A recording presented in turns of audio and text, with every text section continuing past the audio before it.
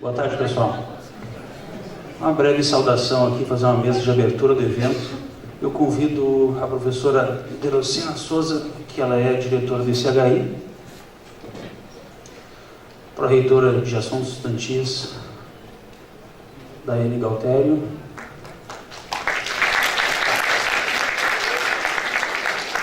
o professor Humberto Caloni, representante da Profurg.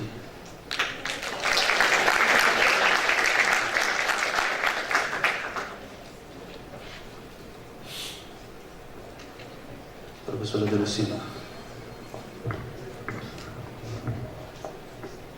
Boa tarde a todos. Eu quero, em primeiro lugar, saudar os meus colegas de mesa, a professora Daiane aqui, representando não só a pró-reitoria, mas também a reitoria, né, como uma instância aqui, né, das pró-reitorias. Saudar os organizadores do evento, professor Ricardo, professor Juarez, professor Anselmo, professor Cleverton. Saudar o nosso palestrante, professor Mário Maestre. Foi meu professor lá na PUC, lá nos inícios dos anos 90, já faz bastante tempo. Enfim, né, professor também Caloni aqui, que nos acompanha, representando a Profurg, né, com esse apoio tão importante ao evento que aqui se realiza. Então, dizer que é sempre muito importante participar desses eventos, né, observar que o público acolhe não só a ideia, mas vem, participa, a ideia de trabalhar essas questões históricas, revisitar esses momentos da história sempre tão importantes e tão marcantes para nós, num momento tão difícil que a gente está vivendo, que a gente precisa muito reconhecer esses acontecimentos todos, fortalecer as nossas ideias, fortalecer a esquerda de alguma forma, continuar na luta, né? Perseverar na luta. Eu acho que isso é muito, muito importante e a gente acaba sensibilizando quando aparecem essas temáticas para a gente reconhecer. Aqui nós temos representados no Instituto duas áreas, né? A Sociologia e a História, que também fazem eventos, que também têm essa tradição aí de refletir sobre vários momentos da história, sobre vários acontecimentos. E eu, enquanto diretora, né, do ICHI nesse momento, fico muito feliz que as pessoas acolham, que as pessoas venham, que as pessoas participem e que a gente esteja junto, né? Mais do que ouvir o que vai ser falado aqui, partilhar, socializar essas ideias, eu acho que a gente tem que pensar em ações, muito mais ações do que propriamente palavras nesse momento. E esse é o momento que nós estamos vivendo na história do Brasil, e eu, como professora de História do Brasil, percebo a necessidade da gente refletir, da gente estar vigilante aí na luta nesse momento. Então, um excelente evento a todos, que vocês possam aprender muito, né, compartilhar também, possam participar das discussões, das perguntas e, enfim, né, que cresçam como historiadores, como pessoas, né, como esquerda, que todos imaginam que somos mais próximos. Obrigada pelo convite.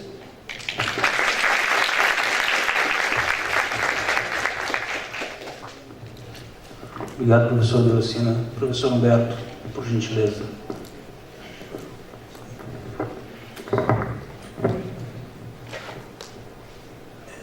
Boa tarde a todas e a todos. Professora Delocina, do Instituto de História, Ciências Humanas e Informação.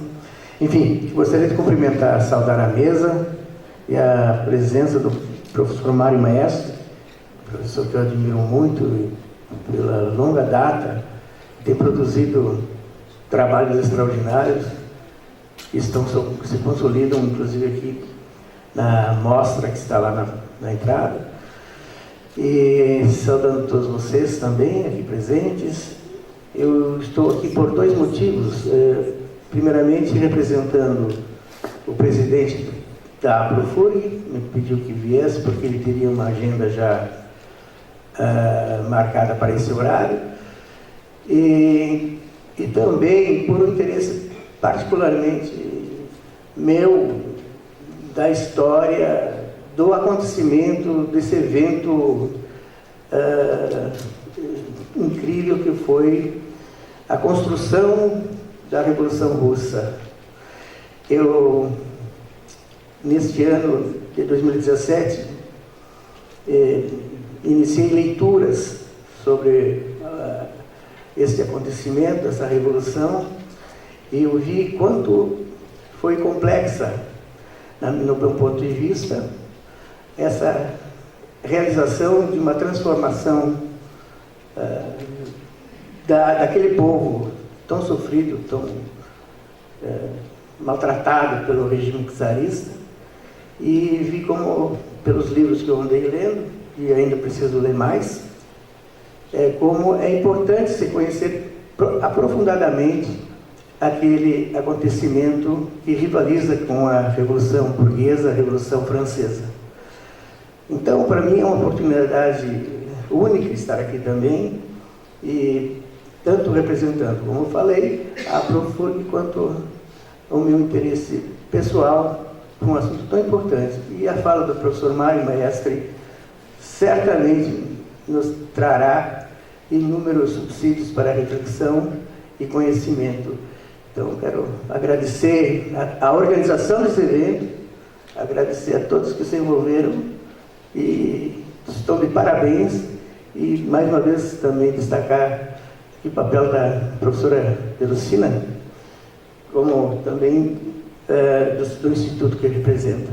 A todos, então, que os dias 25, hoje, amanhã e depois, sejam de muita produtividade, no sentido da reflexão, dos conhecimentos.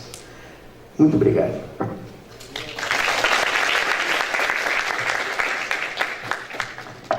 Obrigado, professor Humberto. Pró-reitora Daiane, por favor. Olá, pessoal, boa tarde. Então, em nome da professora Cleusa, e como representante da Pró-Reitoria de Assuntos Estudantis, eu saúdo todos vocês, professor Mário da mesa, professor Ricardo, né, sempre um parceiro também nessas ações, professor Humberto, meu sempre professor, né, e a professora Deracina aqui representando o ICHI.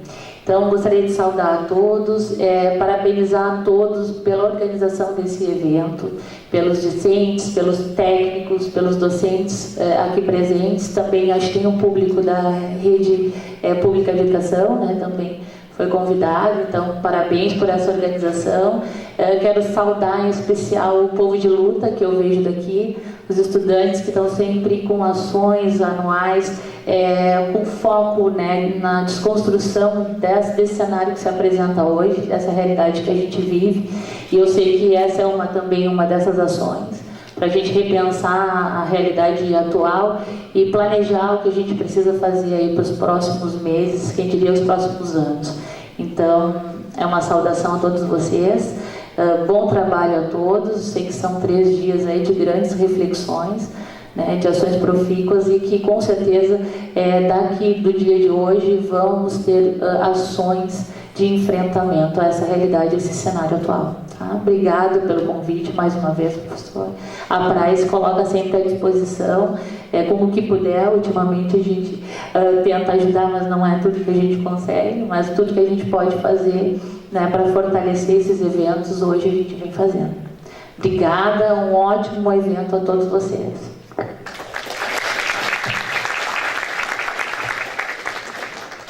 Brevemente, então, pessoal, em nome da coordenação do evento, eu queria agradecer a presença de todas e todos aqui. O evento não seria possível sem um apoio da Profurg, da Regional do Andes, em especial na FURG da Praia, que nos apoiou muito na recepção de estudantes de fora, e também dos colegas e amigos que vieram de outras universidades, também da FURG, o pessoal da Unipampa, o GT, História e Marxismo. Desculpe, eu confundo marxismo, história e marxismo, mas enfim, a ordem dos autores. Então é isso aí. E em especial também aos voluntários e voluntárias que estão ajudando no evento, certo? Espero que nós tenhamos uma série de discussões que sejam ricas, que nos ajudem a compreender esse momento que estamos passando, olhando para o passado e pensando no futuro.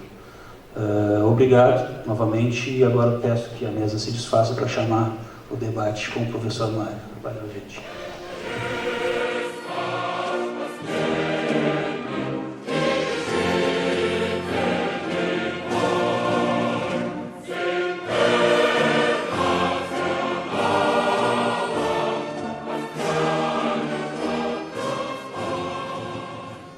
Boa tarde, gente. Eu vou cantar aqui enquanto a gente está arrumando o Já que é hora de agradecimento, então vamos deixar os meus agradecimentos. Em primeiro lugar, a todo mundo que está presente aqui nessa tarde de hoje, que espero também estejam presentes nos próximos turnos também, né, a partir de hoje à tarde, amanhã e também na quarta-feira. E gostaria também de dar, em segundo lugar, já dar um certo aviso aqui para vocês, tá, por problemas que a gente teve particulares com alguns palestrantes. A gente teve que fazer uma alteração quanto à organização, o cronograma da palestra, na verdade, né? Então agora nós teríamos uma participação do professor Antônio Carlos Mazeu, tá? Então, daqueles problemas que são alheios completamente à organização, já tínhamos passagem comprada e tudo. Ele ficou doente, tá? Então ele foi proibido de pegar avião. Então a gente vai ter a participação, a gente teve que passar a participação dele para a webconferência e também para o dia de hoje, tá? Então à tarde, pelas 4h20, a gente vai ter a participação também do professor Antônio Carlos Mazeu da USP, que vai dar exatamente o que ele estava propondo também para a conferência das 14 horas. E já falando nisso, eu gostaria de agradecer muito o professor Mário Maestre. Tá? Prontamente, quando soube do nosso problema nesse cronograma, ele aceitou. A gente ficou muito feliz porque nada perderemos quanto a isso. Na verdade, a gente vai ganhar bastante também com essa troca do professor Mário Maestre para a participação agora. Dito essas questões iniciais, eu gostaria de apresentar o professor Mário Maestre. Ele tem graduação, mestrado e doutorado na Universidade Louvain, na Bélgica. Então, o professor, ele é titular da Universidade Passo Fundo, onde trabalha também no programa de pós-graduação, né? O professor Mário José Maestre Filho. Ele vai nos falar sobre as luzes e sombras sobre a história contemporânea. Então, mais uma vez, agradeço o aceite pronto e dou as boas-vindas por parte da organização ao professor Mário Maestre. Inicialmente, eu gostaria de agradecer vivamente, né, o convite feito pela FORC. Foi aqui que eu comecei a minha vida acadêmica, né, no século passado, em 1977, quando eu voltei para o Brasil depois de 7 anos de exílio. Né. Foi aqui, nós vivíamos sob a ditadura militar. Foi aqui também que 3 anos depois, 3 agradáveis anos, eu fui despedido a pedido do coronel Golbery, e prontamente aceito pelo reitor da época. Foram agradáveis anos, eu tive até a oportunidade de fundar a revista Bíblios, eu acho que existe até hoje. Então eu volto aqui com extrema satisfação, sobretudo para falar um tema extremamente pertinente, já que eu não vou falar sobre a Revolução Russa, eu não vou fazer vocês certamente abordaram isso na história contemporânea. Nós temos magníficos livros sobre a história da Revolução Russa. Se destaca entre eles a História da Revolução Russa, Leon Trotsky, em 3 volumes, um livro magnífico, de um homem que fez como protagonista a Revolução e se mostrou como um dos grandes historiadores, um dos grandes escritores, do século XX. Eu, pessoalmente, já li 3 vezes esse livro, sempre aprendendo e sempre me deleitando com uma experiência estética.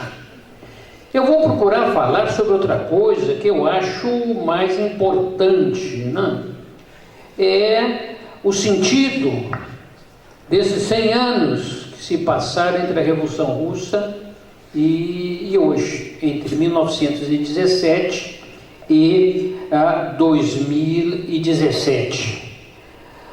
Porque, na realidade, isso nos atinge diretamente. E isso atinge a todos nós, atinge a vocês, e atinge sobretudo os alunos que estão se formando nesse momento, porque esses sucessos vão determinar as próximas décadas e já estão determinando profundamente a nossa vida hoje no Brasil.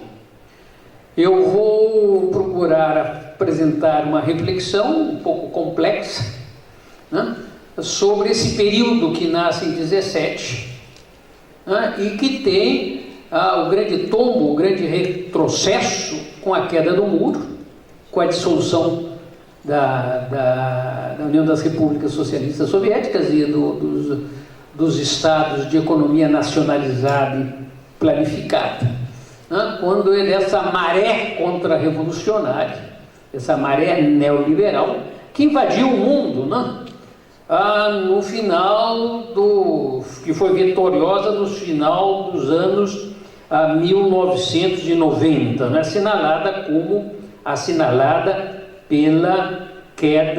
pela queda do muro. Não. E por que isso? Porque nós usamos a queda do muro como marco cronológico? Por que esse momento foi um momento tão dramático para a história da humanidade, né, que se projeta duramente sobre hoje, né, que determina a vida de todos nós e determina a vida de todo mundo em qualquer parte do mundo, né, e possivelmente está anunciando, nos permite compreender esses tempos tristes e difíceis que estamos vivendo e que vão se mostrar cada vez mais tristes e mais difíceis se não houver uma reação e se essa reação não conseguir se estruturar. Eu sempre, quando falo sobre isso, eu chamo a atenção. Eu fui expulso daqui por marxista notório, né? Na realidade, eu era um marxista notório que procurava, tinha voltado do exílio, era abertura, procurava me disfarçar, mas procurava ser um bom marxista e não ser notório, né? Não aparecer, né? Infelizmente me identificaram aqui, né? Pedi uma bolsa para o CNPq, né? Para ir defender minha tese de doutorado, ficar sabendo que eu estava aqui, bumba, né? Mas eu sempre falo, né? Eu abracei o marxismo como filosofia de vida, como prática, quando eu tinha 18 anos, né? No século passado, se chamava muito tempo, né? E nessa época eu li essa grande pensadora, Rosa Luxemburgo, né, polonesa, judia, né, economista política, líder revolucionária, uma das maiores oradoras de sua época. E Rosa dizia algo interessante que vocês têm que pensar um pouco sobre isso, que se comprovou, que a luta não era e a luta não é entre o capitalismo e o socialismo. Jamais foi a luta entre o capitalismo e o socialismo. Que a luta é entre o socialismo ou a barbárie. Ou vence o socialismo, ou vence a barbárie. Não tem solução, não tem terceira via e não tem alternativa. Eu conto para vocês, eu confesso para vocês que em 1900, né, ali era 68, 67, por aí, quando eu li isso aí, eu compreendi mais ou menos, mas não absorvi isso. Por quê? Né? Porque naquela época eu vivia em Porto Alegre, era um Porto Alegre feliz, né? Nós tínhamos pobres, mas não tínhamos essas legiões de miseráveis, né? Para vocês terem uma ideia, 2, 3 anos antes, né? Nós voltávamos com 15, 16 anos das reuniões dançantes, né, que fazia na época, e nós atravessávamos Porto Alegre, né, para levar as meninas para casa, né, porque os pais estavam todos eles no carteado, né, era sábado, né, todos iam jogar carta, né, que era da época. E não tinha pai, não tinha mãe preocupada nem com as filhas, nem com os filhos, né? Era uma cidade tranquila, uma cidade feliz, uma cidade onde nós tínhamos alguns mendigos, né? Mas cada mendigo tinha o seu nome, ele era a comunidade cuidava dos mendigos. O mendigo da minha região, da minha cidade, o centro era o marimbondo, né? Alguns maltratados, sempre tinha essa gente, né? Esses boizinhos, né? Mas se cuidava, se dava, se vestia, se falava, conversava, ele tinha seu lugar. Claro que não dormia na rua, essa coisa não existia em Porto Alegre. Então a barbárie para mim eu visualizava como aqueles alemães, né, germânicos de trancinha invadindo o Império Romano. Isso para mim era a materialização. Eu falo agora de barbárie, todo mundo compreende, né? Todo mundo compreende. Barbárie é a violência generalizada, barbárie é o surgimento de novas enfermidades, é o fortalecimento de enfermidades antigas, é a existência de bolsões de riqueza ao lado de bolsões de misérias através de todo o mundo. Não é só mais aqui. Gente dormindo na rua nós encontramos por toda a Europa. Crianças dormindo na rua nós encontramos por toda a Europa.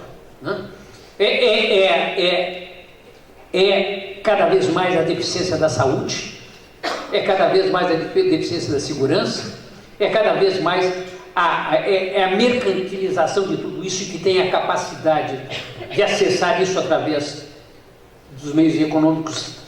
Se pode, se não, fico absolutamente à margem dessa realidade, né? É um avanço um avanço da destruição climática, da crise climática, que nós já podemos acompanhar diante dos nossos olhos, se materializa diante dos nossos olhos, sem a mais mínima possibilidade de solução, porque o capitalismo, ele estruturalmente não pode se antepor ou ter medidas, não é que ele não queira, ele não pode solucionar esse problema, a tal ponto que, né, se prossegue como a tendência é que isso prossiga, né, nós temos a possibilidade que, né, em algumas que a própria sorte da humanidade se comprometa. Logicamente, possivelmente nenhum de nós viveríamos isso, mas em 80, 90, um século, talvez antes, né, há essa possibilidade do comprometimento da própria sociedade, da humanidade. E toda essa barbarização, o mais terrível é que ela se naturaliza. Nós já estamos habituados a ter medo de andar na rua.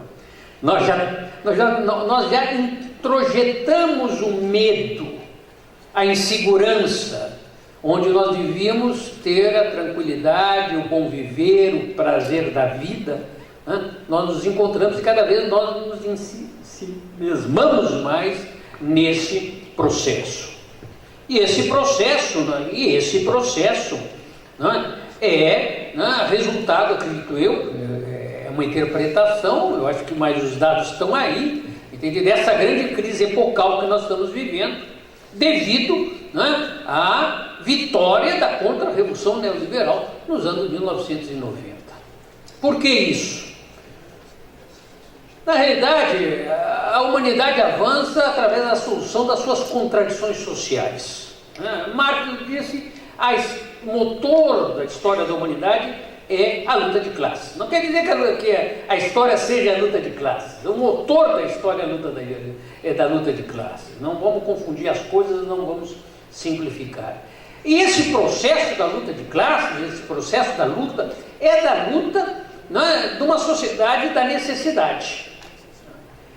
E a tendência histórica é que dessas contradições, né, que nascem numa sociedade da necessidade, né, nós nos dirijamos em direção a uma sociedade da não necessidade, né, da sociedade onde, simplificando, onde os objetos não tenham mais regidos pelo seu valor, mas sim pela sua utilidade. né? Então esta é a sociedade do futuro, onde essas contradições seriam vencidas, onde nós não precisaríamos fazer automóveis em cima de automóveis, porque o automóvel se transforma não num meio de transporte, mas num meio de produzir valor, né? Por isso que tem, cada 3, 4 anos, 5 anos, nós temos que estar modificando todos esses projetos.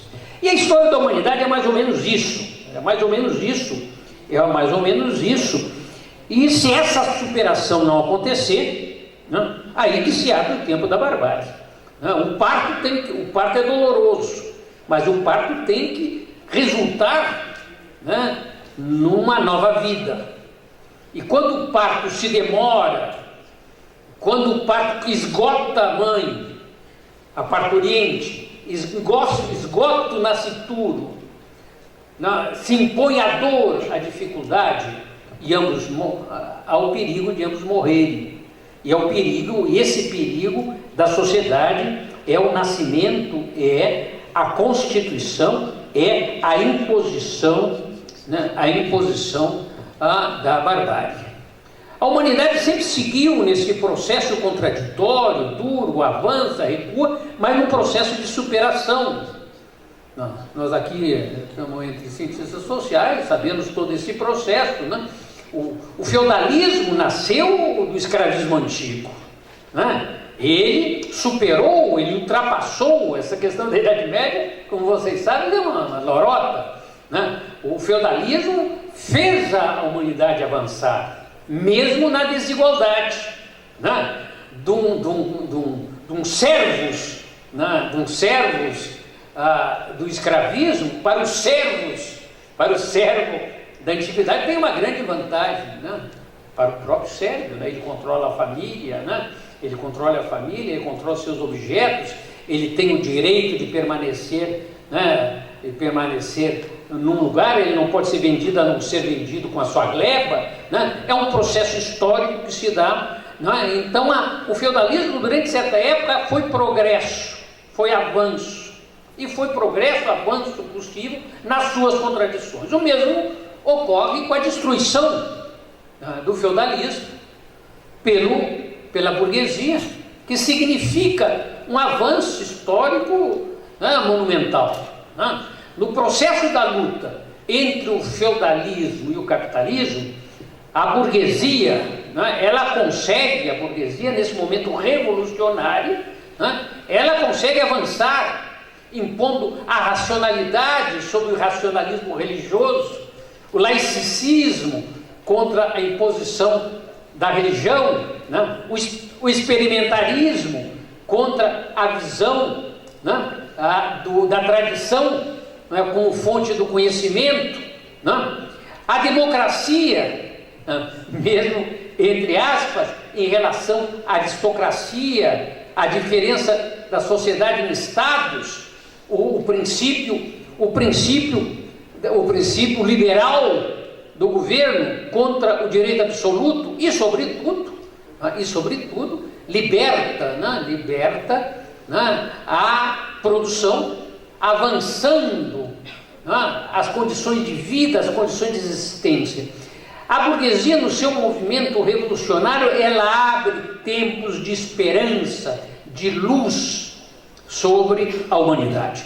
E este processo nós vamos ver em forma ainda mais clara, né, quando da Revolução Francesa, né, quando da Revolução Francesa, né, que é a última grande revolução, né, a burguesia chega atrasada, chega mais madura, né, e ela, com esta revolução já puramente racionalista, né, que já se dá entre uma aliança de classes, né?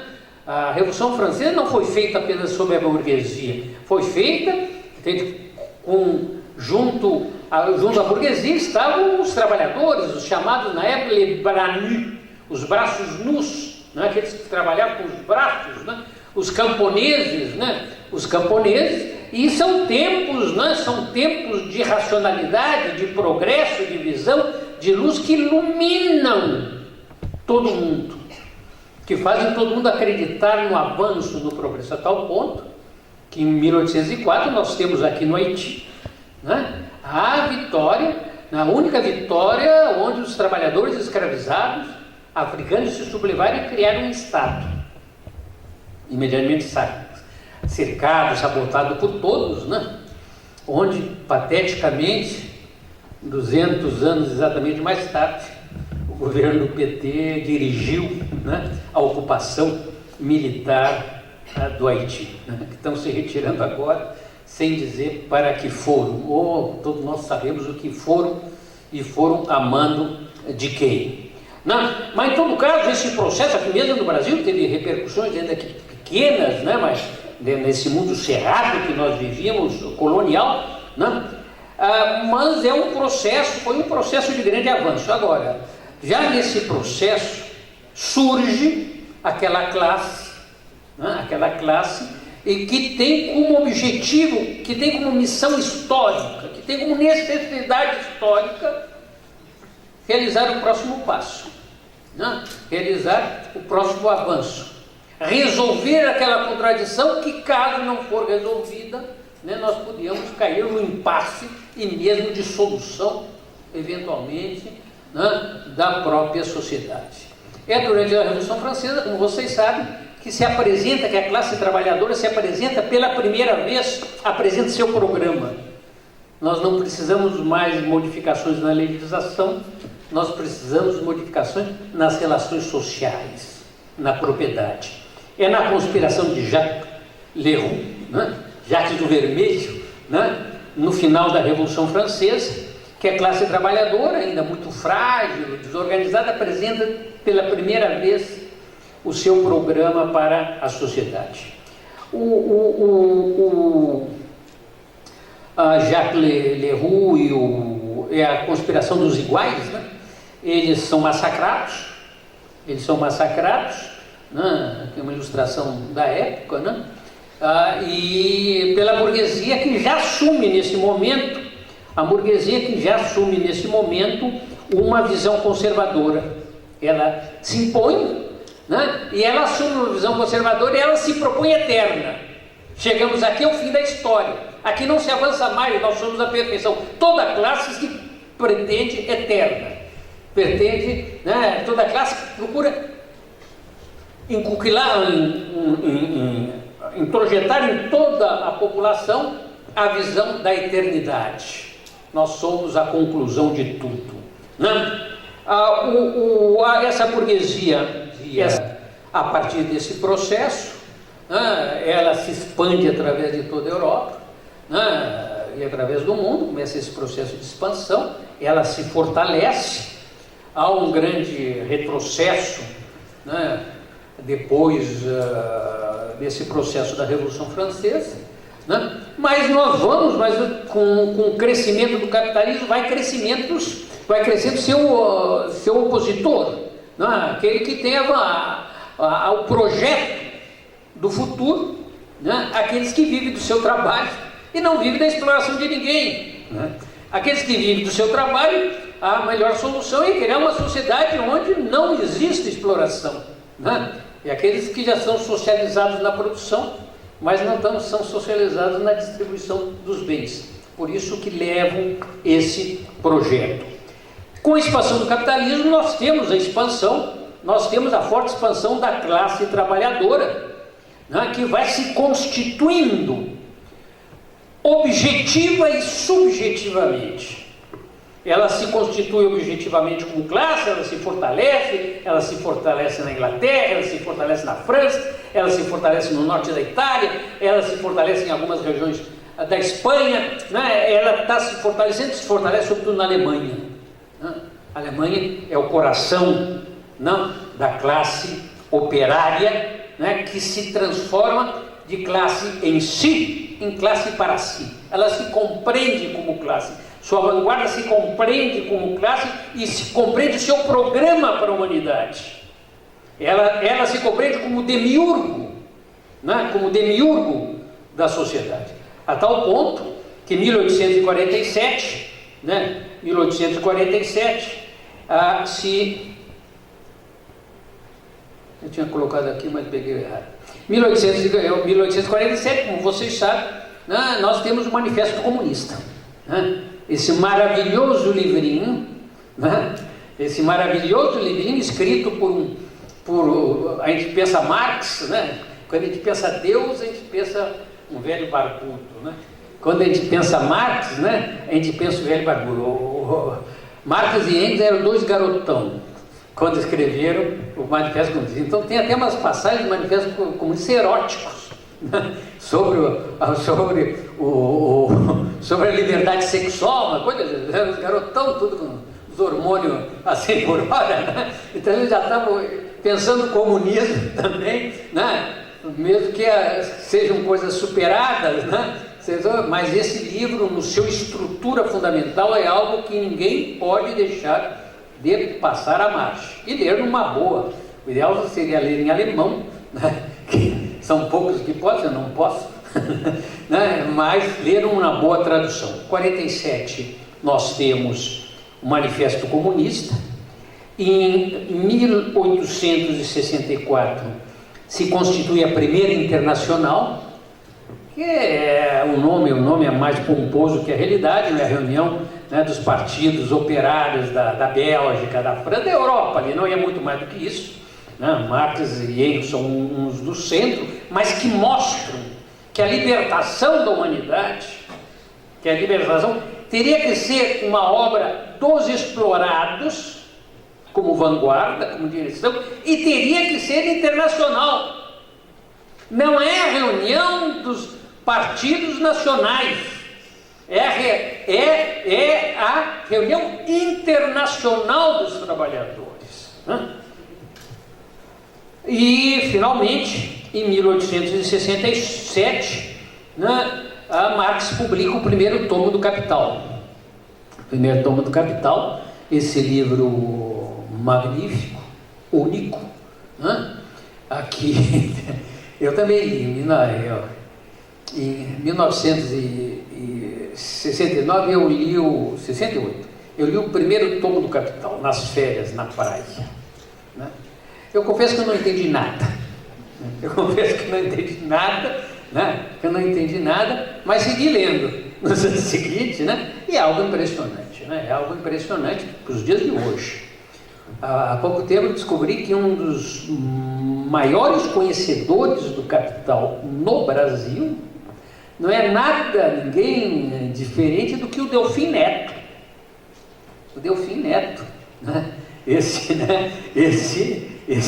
Essa figura, né? Essa figura, um homem de inteligência impressionante, né? Apesar de ser do mal, e manda sempre o pessoal ler para compreender o problema das crises cíclicas, do capital, que os apologetas do capitalismo, né, esses economistas da Globo, né, sempre dizem, não tem mais crise, bum, vem a crise de novo, né?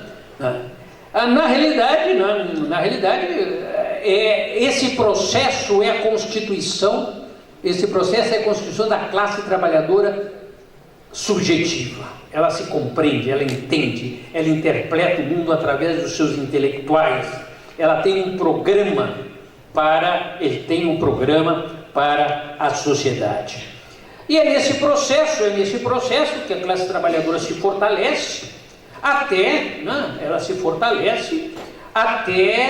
né, no contexto histórico, né, da unificação da Alemanha, né, pela Prússia, né, e da luta já anti-imperialista, né, a traição da burguesia francesa na defesa da sua própria nação, né, os próprios trabalhadores têm que se levantar, né, como paladinos da nação, né, e de sua classe. E nós temos a insurreição da Comuna. Nós temos a Comuna, 1871, né, que é a sublevação da França, não da França, mas os operários tomam o poder na mão na cidade de Paris. A cidade de Paris para a França é qualquer coisa mais ou menos como São Paulo, a cidade de São Paulo, né, para o Brasil hoje, né? Ainda hoje a Paris é uma cidade monstruosa, né? Eles tomam o poder durante 2 meses, né? E é um elemento extremamente importante, né? É a prova objetiva que os trabalhadores podem tomar. Os trabalhadores tomaram o poder, não o governo, tomaram o poder e começaram a organizar, conseguem viver sem o capital, sem os capitalistas, sem os seus políticos, sem as suas instituições. A Comuna tem apenas pouco tempo para ensaiar algumas reformas revolucionárias da época, né? Aí é derrubada, é mergulhada num banho de sangue, né? Um banho de sangue. Os alemães entregam as armas para a burguesia francesa para massacrar a sua população. Não, praticamente não tem uma família operária de Paris que não tenha tido um ou mais membros mortos na Comuna. Os comunards, como se diziam, né, eles resistiram praticamente até o último homem, né? A última defesa foi feita no cemitério Père Lachaise. Eu tinha botado uma foto aí, mas eu peguei o falho errado. O cemitério Père Lachaise, quem for a Paris não deixe de visitar o cemitério Père Lachaise, que ficava na periferia, hoje fica no centro de Paris, né? Ali foi, o Père Lachaise em desníveis, colocaram os canhões, os últimos canhões, e os últimos comunards, né, foram mortos, fuzilados no muro do cemitério. E esse muro se transformou na referência do movimento operário até hoje. E o Père Lachaise, onde estão, né, enterrados os maiores intelectuais da França, se encontram ali no Père Lachaise. Quando vocês forem para Paris, não deixem de visitar o Père Lachaise, você vai encontrar todo mundo, né? Cantores, todo mundo que for mais ou menos de esquerda e famoso, está ali no Père Lachaise, né? É o máximo, né? Agora, com a Comuna, né? Com a Comuna tem um retrocesso do movimento operário, né? Tem um retrocesso do movimento operário. Entretanto, o desenvolvimento do capitalismo segue o fortalecimento do capitalismo. E segue, sobretudo, o fortalecimento da classe operária europeia, né? Que com destaque, né? Com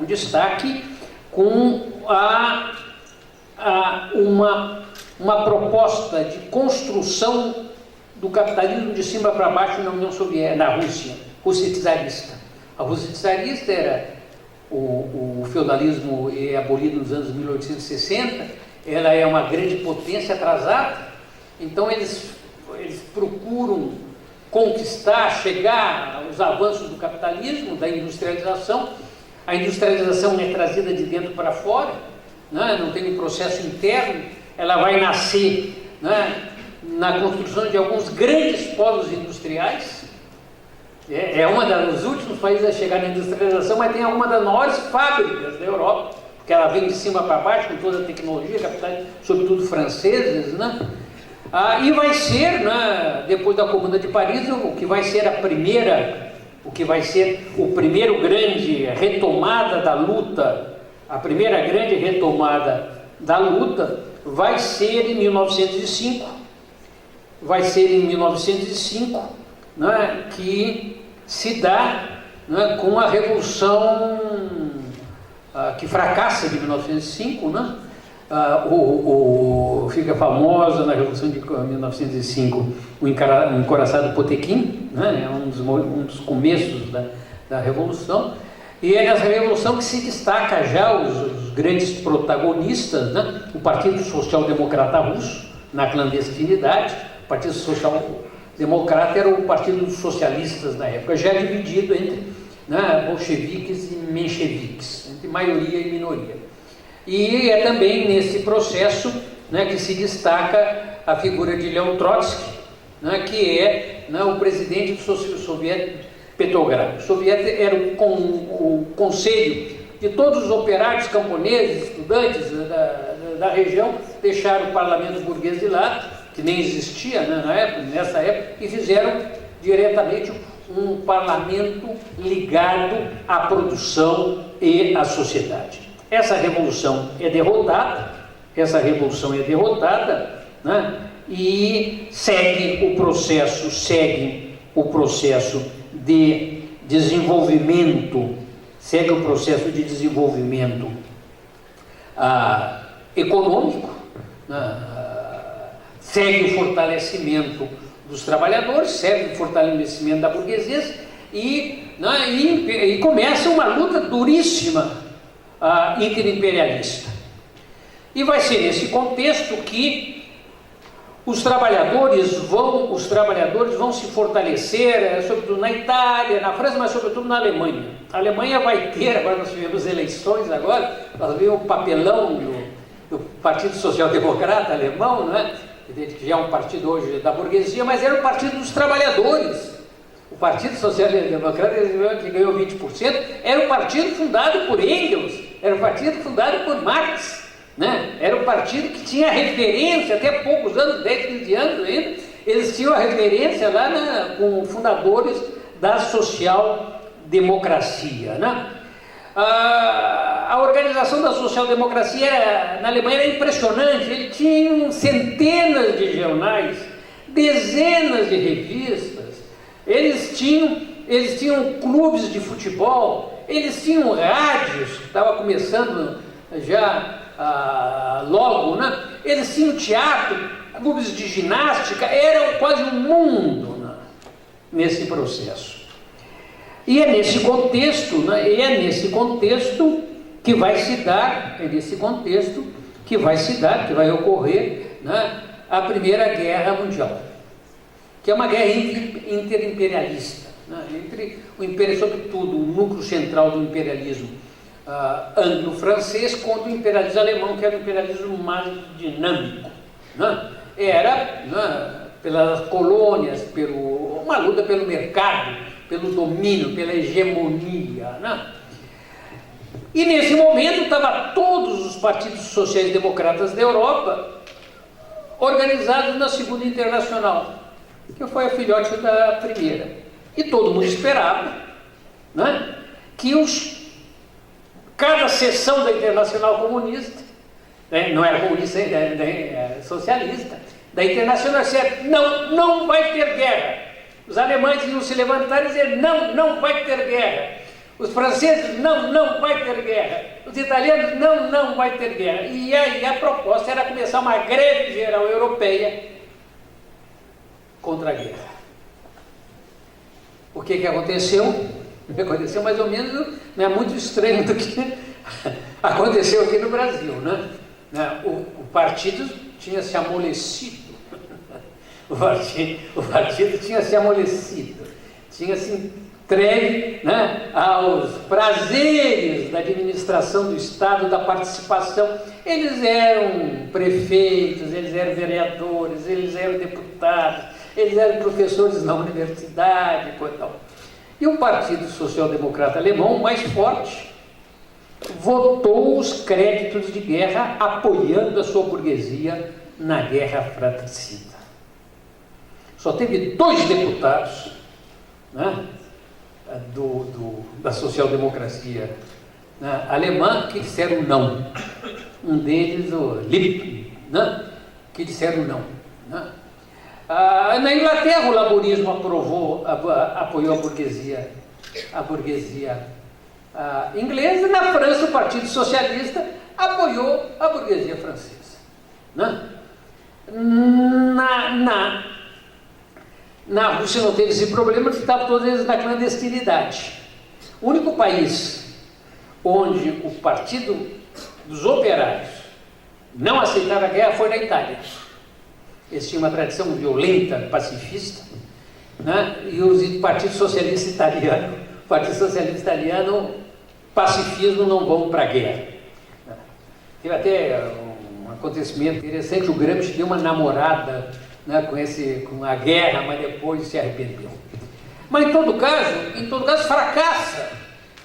fracassa e a Europa entra nessa guerra que vocês não imaginam o drama que foi. Né? Quando vocês forem à Europa, visitem os antigos cemitérios de guerra. Né? Então, os cemitérios da Primeira Guerra Mundial, São centenas de metros de cruz, e tu começa a ver as datas, é tudo de garoto de 17 a 21 anos. É na época que inventaram a metralhadora, né, que inventaram as bombas de gás, né? Então as trincheiras, a guerra se congelou, lançavam nesses batalhões de jovens, 800 jovens, muitas vezes voltava a 30, 40. Foi assim uma carnificina única nesse troço, pelos interesses imperialistas.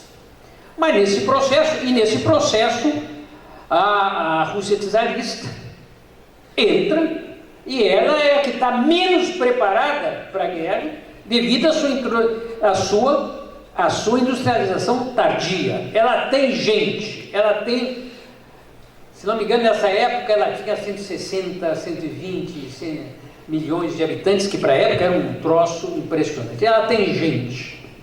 Então ela vai mandar, sobretudo, esses camponeses, mal fardados, mal armados, que morrem, né, aos milhares nessa guerra fratricida contra o exército alemão, que tinha as últimas, né, que tinha o melhor armamento, a melhor disciplina, a melhor organização.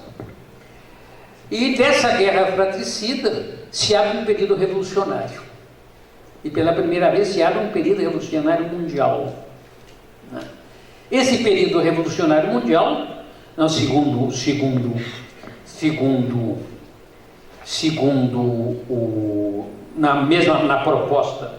na proposta de Lenin, né, ele vai ser o elo mais frágil, né, da corrente do capitalismo que vai explodir, a Rússia, né?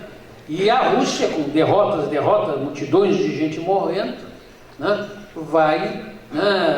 o exército se subleva, os operários se sublevam na cidade, o exército não se nega a resistir e cai o czarismo, né?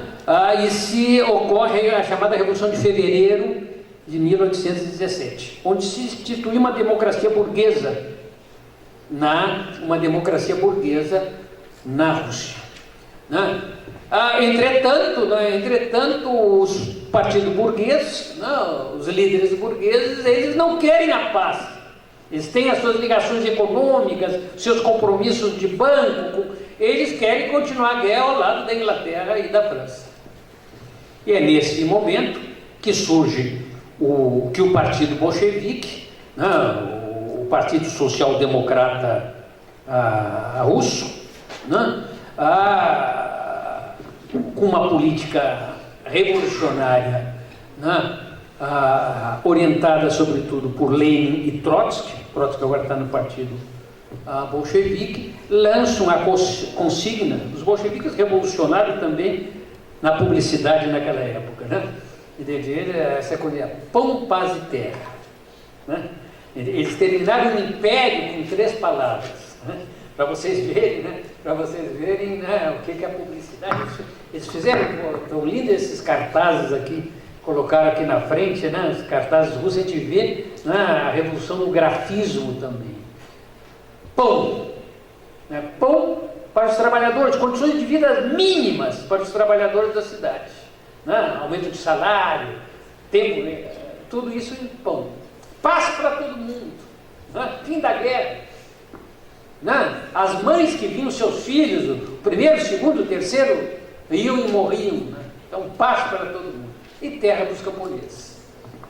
E aí que eles tomam o poder, né, em outubro, segundo nosso calendário, né, em outubro eles assaltam o Palácio de Inverno, né, mas na realidade é uma revolução que diz respeito a um maior império, né, europeu-asiático da época, né, começa ali em Petrogrado, Moscou e esparrama por todo lado, né?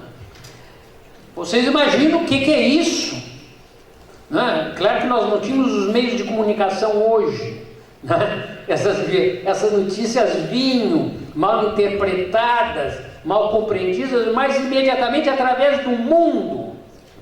Os trabalhadores tomaram o poder no maior império, né, da Europa-Ásia.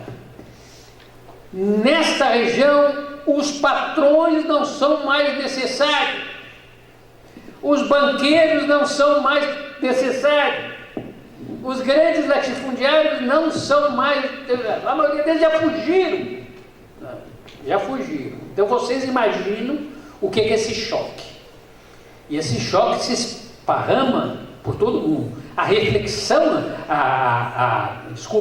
né, a repercussão aqui no Brasil foi nos núcleos operários de São Paulo, Rio de Janeiro, Rio Grande do Sul, foi enorme. O Muniz Bandeira, né, esse historiador que anda dizendo bobagem ultimamente, né, mas também está com 90 anos, parece que tem um problema sério. Né? Ele escreveu um belíssimo livro, né, que aqueles que amam a história, né, do Brasil não podem deixar de ler até hoje, O Ano Vermelho. Né? Esse foi um dos livros que fez a cabeça da minha geração. Né? O Ano Vermelho é 1917, 1819, no Brasil, a repercussão da Revolução Russa. Logicamente, imediatamente, terminou a guerra, imediatamente as grandes potências vitoriosas, elas partem, né, para, né, uma enorme intervenção internacional na Rússia. Agora na Rússia operária. Né? Elas não podiam permitir que aquela mensagem, que aquela realidade se espalhasse pelo mundo. Então são 12, 13 nações, né?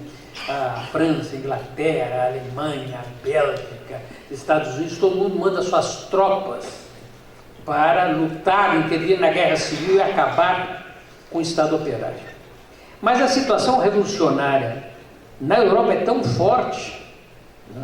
Por exemplo, a França manda a sua marinha e a marinha se subleva, os camponeses se sublevam e colocam bandeiras vermelhas em apoio aos marinheiros, né, que sobrava da marinha russa. Eles têm que recuar, né, e termina depois, né, de 2, 3 anos de uma guerra violentíssima, né, termina vencendo o Estado operário, que constrói o seu exército. Ele é um Trotsky também, que convém construir o exército vermelho, né? O exército de soldados, de camponeses, semi-analfabetos. É até interessante, porque a guerra é uma tecnologia, né? Então eles pegaram os oficiais e disseram para aqueles oficiais czaristas, disseram: quem é que quer permanecer no exército? Aí os caras estavam lá, disseram: tá bem, eu fico, né? E aí eles botaram do lado de cada oficial um comissário ou uma comissária, tinha muitas mulheres comissárias do povo. Então, ele ficava com o revólver, né? Se o oficial fizesse uma coisa errada, era a consciência dos trabalhadores, eu procurava ser a consciência dos trabalhadores, controlar isso aí, e o exército vence. Agora, quando vence os trabalhadores, a situação da Rússia revolucionária está tamanha de destruição que praticamente a indústria que funcionava é 20% do que a indústria antes da guerra.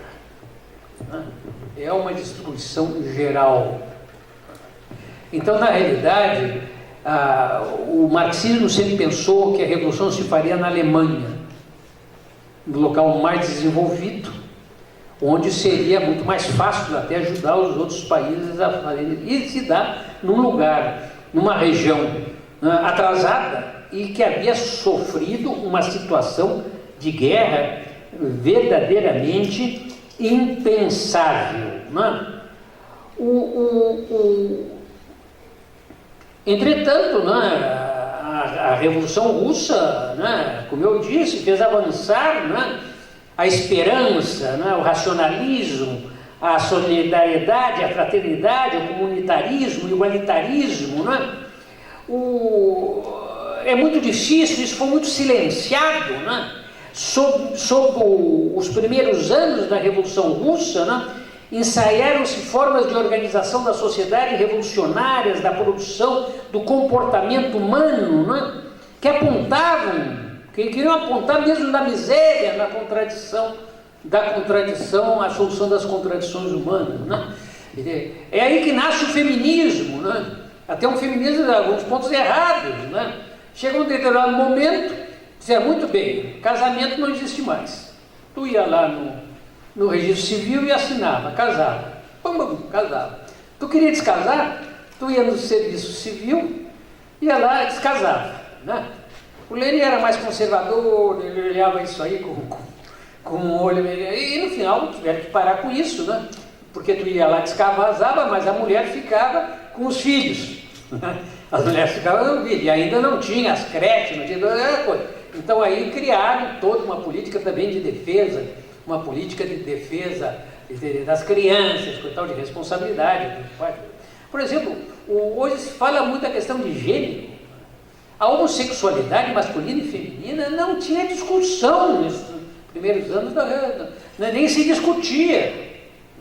Não era algo que se achasse que merecia discussão. Entre outros, era um Estado ateu. Né?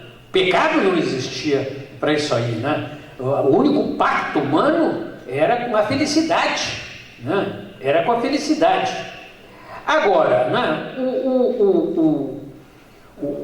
A mesma explosão nós tivemos nas artes. A mesma explosão nós tivemos nós tivemos na música, na arquitetura, né? Na linguística. Né? Hoje o que tem mais moderno na linguística é o Círculo de Bakhtin, né? Que eram militantes, que eram homens incentivados, né? Esse processo revolucionário na literatura, né? Foram na cinematografia. Quem é aqui que ainda não viu O Encoraçado de Potemkin? E se alguém não viu, tem que ver. Foi considerado o melhor filme visto até hoje, feito até hoje. Einstein, né? Ele inventa uma série de coisas da câmara, né? Tem cenas que se repetem até hoje, né? Das escadarias de Odessa, com aquela atenção no cinema, né? Era um cinema mudo, né? Para vocês verem a revolução que foi isso aí. Entretanto, né?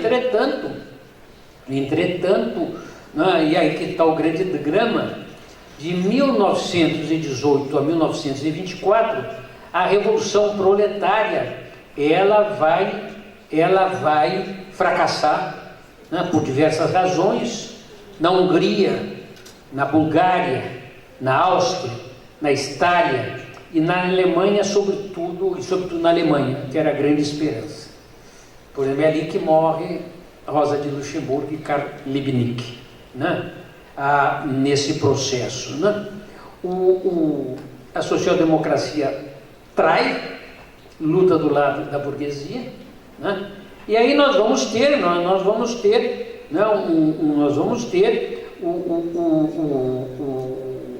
a grande ressaca.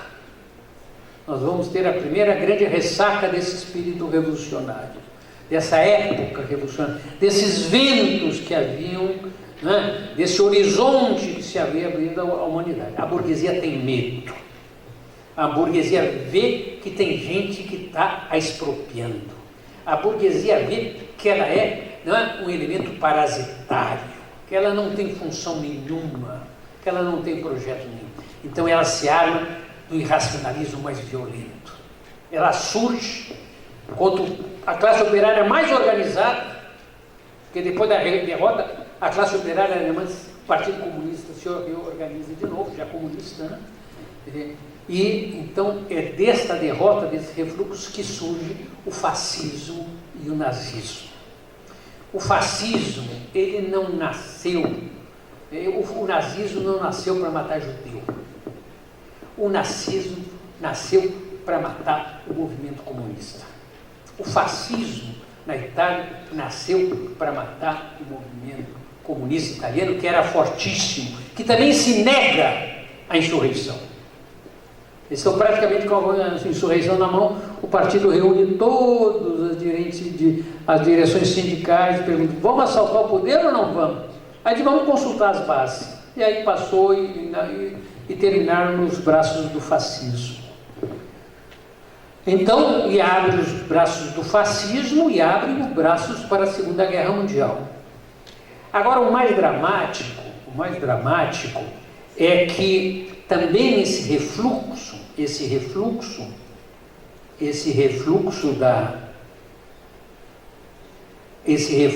da revolução, ele vai ter, essa é uma foto para você ver do Coração do Potequino. Esse refluxo vai ter uma consequência também dramática na União Soviética. Em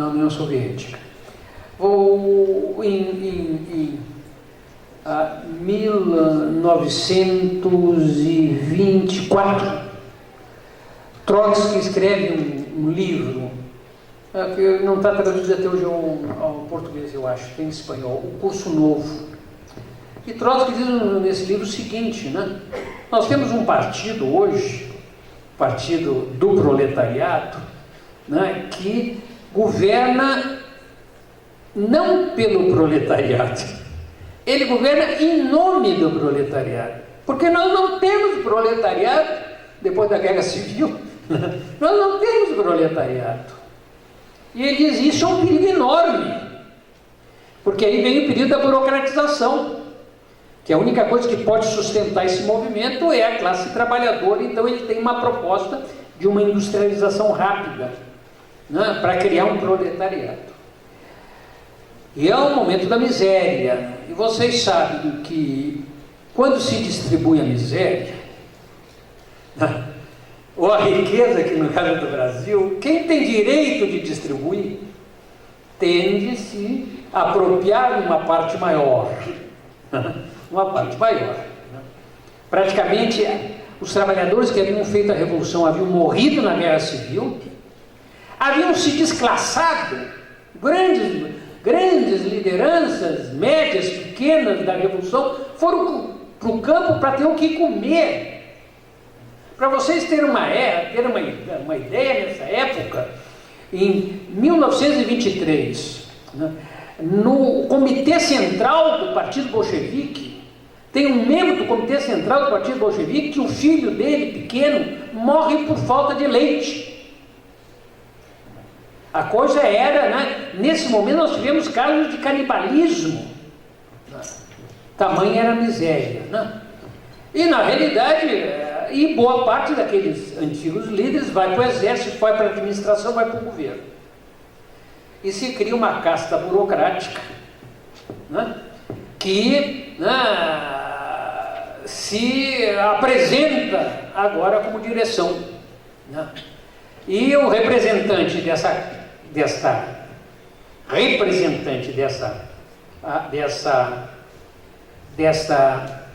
casta burocrática é o Stalin. Stalin não é nenhum monstro, ele é o rosto da burocracia, como Hitler não é nenhum monstro, ele é o rosto da contra-revolução, né, burguesa na Alemanha, né? E essa burocracia se consolida, né? Ela não nega os princípios da Revolução, ela não nega a nacionalização, um momento ela quase nega, mas é a nacionalização da economia, o planejamento da economia, né? Mas ela se apresenta, ela domina, ela se aproveita dessa situação, e a partir desse momento os trabalhadores vão seguir construindo a União Soviética, homens, mulheres, né, nesse processo, mas com o peso dessa burocracia, dessa direção burocrática, que a primeira coisa que faz é negar o princípio da Revolução Mundial. E vai propor que agora vamos resolver o nosso problema, e o resto que se lixe. Então, é nesse momento que surge de Stalin a proposta, né, da construção do socialismo em um só país, na União Soviética. Que Marx, Engels, Lenin, todo mundo tinha dito que era impossível, e Trotsky vai dizer que não. O Trotsky vai dizer, não, é impossível. Por enquanto que o capitalismo estiver vivo, a União Soviética está em perigo. Por enquanto que o capitalismo estiver vivo em qualquer parte do mundo, nós temos o perigo da contra-revolução. E a história nos provou que ele tinha razão. Mas na realidade, nós vivemos esse processo, né, esse processo de burocratização, né, e tudo isso abre caminho, né, o stalinismo, o fascismo, o nazismo, o imperialismo, ao horrores da Segunda Guerra Mundial, com seus mais de 55 milhões de mortos.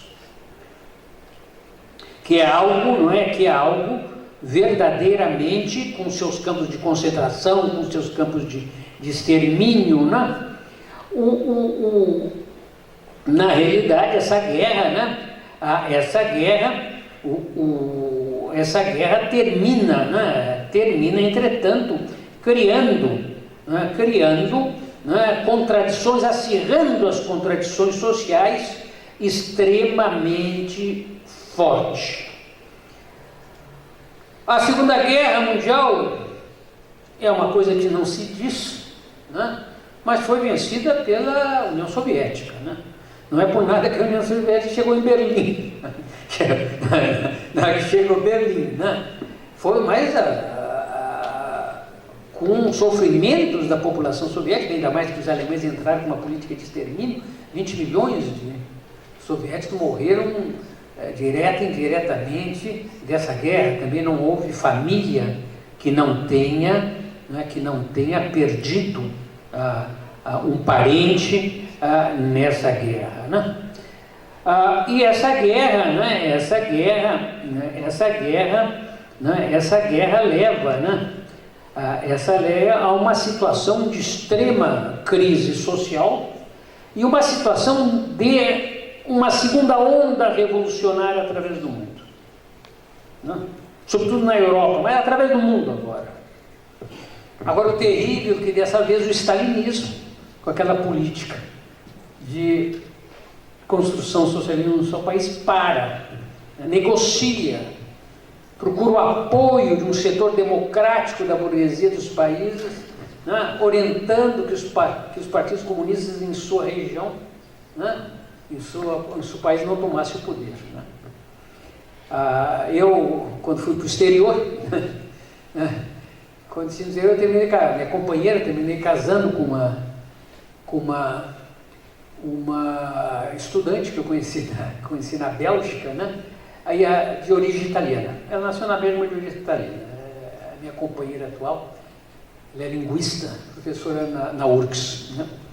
E é de família operária. O pai dela foi o primeiro trem que saiu da Itália para a Bélgica depois da guerra. Eles mandaram um trem cheio de gente para trabalhar nas minas de carvão e mandaram em troca carvão. Eles foram trocados por carvão, né? E o tio dela tinha sido um italiano, parece desse italiano de filme, né? Assim, pequenininho, com bigode, aquele bigodinho, né? Furioso, né? E ele tinha feito toda a campanha da Iugoslávia, né? Com Tito, né? Ele era comunista, né? Ele veio da guerra e uma vida assim, terceiro, não quero perder tempo, mas ele veio da guerra, disse que estava magérrimo, pegou a primeira na aldeia dele, a primeira guria que quis casar com ele, casou com ela, ele estava casado, e aí passou a organizar o Partido Comunista ali na coisa, eu conheci ainda, estava organizando lá o Partido Comunista na região dele, né? E ele me disse, né, nós estávamos com as armas, quando nós chegamos aqui, nós estávamos com as armas, né? Grande parte da Itália tinha sido libertada pelos partigiani, né? pelos partigiani, pelos guerrilheiros comunistas, né? Aqui para vocês verem são, né, em Milão, né? E o Partido Comunista mandou entregar as armas, né? Mandou entregar as armas na Itália, mandou entregar as armas na França, mandou entregar as armas na Iugoslávia e o Tito não entregou. Mandou entregar as armas na China e o Mao não entregou. Né? Traiu, mas Tito traiu sobre a grande insurreição na Grécia, né? Os comunistas gregos tiveram praticamente tomaram o país e não receberam armamento nenhum e morreram. Mas em todo caso, vamos acelerar um pouco, né? Em Alto havia decidido uma zona, né? Né? De influência soviética, uma zona de influência ocidental, por isso que Stalin dizia tem países que não pode fazer revolução, nós entregamos lá para os aliados, né, para os americanos, para os ingleses, para o capital. Com a Guerra Fria, nesses estados, zona de influência soviética, se criou os estados democráticos. Na Polônia, Tchecoslováquia, a Albânia tinha se sublevado, né? Então se cria uma grande parte do mundo vai para a área de organização de economia socializada, né, e planificada. E nós vamos ter, né, o grande fenômeno dessa época, né, em 49, a vitória, né, da Revolução Chinesa. Então nós estamos num momento de ascenso dos trabalhadores em todo o mundo, de ascenso dessa possibilidade, apesar das limitações. Vocês não imaginam o que foi a implantação do stalinismo na União Soviética. Praticamente liquidou todos os antigos militantes bolcheviques. O Comitê Central do Lenin não sobrou um. Trotsky, que era o grande líder da Revolução, Stalin mandou ele embora e depois matou ele no México. Quem for à cidade do México tem lá, né, tem lá a casinha dele, morreu ali. Até tinha mostrado para vocês a casinha onde foi o último lugar onde ele foi morto, em Coyoacán, né, em Coyoacán. Mas aí nós temos esse processo de revolução. Esse processo de revolução avança, né, ele não para, ele vai se desdobrar nas revoluções coloniais com áreas socialistas que têm simpatia pelos socialistas. A primeira grande revolução colonial importante, vitória, é na Argélia. Mais de 200.000 argelinos mortos na tortura e no massacre pelos franceses. Os franceses até hoje não reconhecem pelo Estado francês, né? Aquilo era a província francesa, né? Isso aí, tu estende a mão, tem ali, né? E aí começa a guerra da Indochina, né? O Vietnã, né, se subleva, que era uma colônia francesa, vence no norte e começa a lutar contra os franceses no sul. Quando os franceses pedem água, vêm os americanos atrás para impor a colonização em toda aquela região. Era a teoria do dominó. Cai o Vietnã, vai cair tudo, né? E nós começamos também, né, o movimento nacionalista no Egito, né, a nacionalização do Canal de Suez, que era propriedade dos franceses, ingleses, né? A nacionalização, nós temos esse impulso revolucionário, né? Que vai mesmo entravado pela burocracia soviética, né? Ele avança, o mundo está grávido da revolução, o mundo necessita, né? Né, da revolução. Agora, a revolução também está ativa. E é nesse contexto, nesse quadro, que vocês têm que integrar a contra-revolução no Brasil em 64.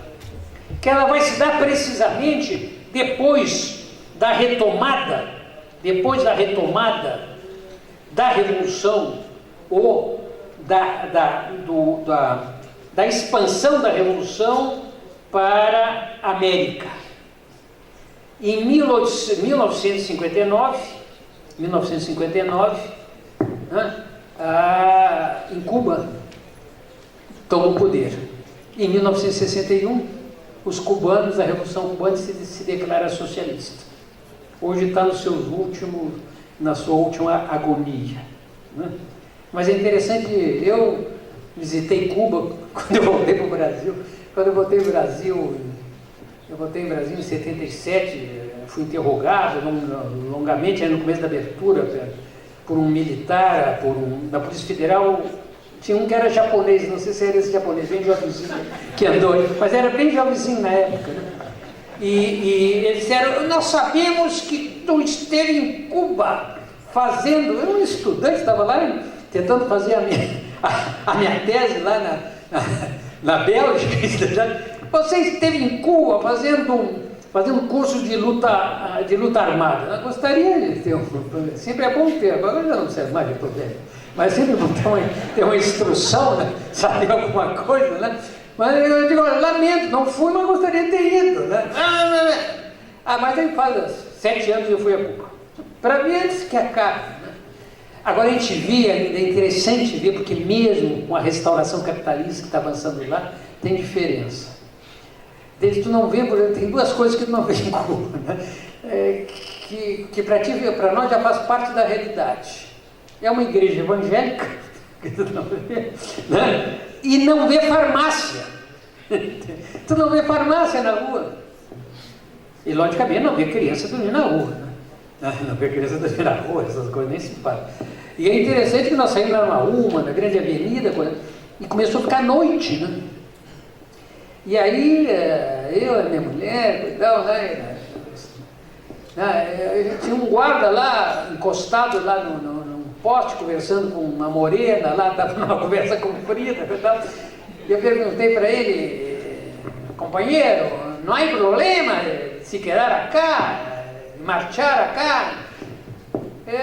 Não tem problema de caminhar, de andar nessa. E ele não me compreendia, mas problema por quê?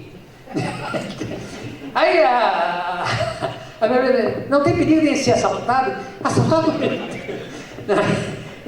Para vocês verem que, né, que ainda mantém, né, certas diferenças, né? Agora, comprar Coca-Cola, comprar bebidas, tinha uma penúria muito grande nisso aí, né? Mas eu bloqueei toda essa história. Mas, na realidade, Cuba vai inflamar as Américas. E para vocês, e é no momento que o mundo está se inflamando, né? Porque Cuba, né? E depois a revolução vai para o coração do mundo.